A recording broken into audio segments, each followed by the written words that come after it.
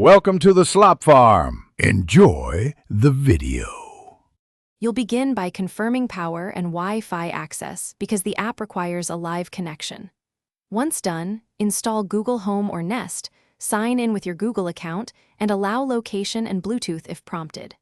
Next, open the app and tap the plus icon to add a device. Select Thermostat. The app will search for your unit.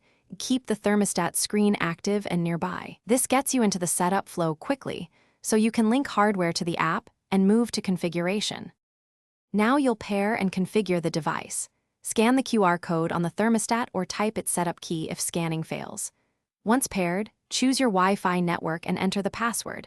Make sure the signal is stable, since a drop can break setup. After connection, name the thermostat by room and configure home and away routines so the system learns occupancy behavior. Also enable optional sensor permissions for remote temperature readings. This improves comfort and energy savings over time. Finish by creating a temperature schedule that matches your daily routine and set eco temperatures to save energy automatically. Make sure heating and cooling thresholds are set to avoid frequent cycling.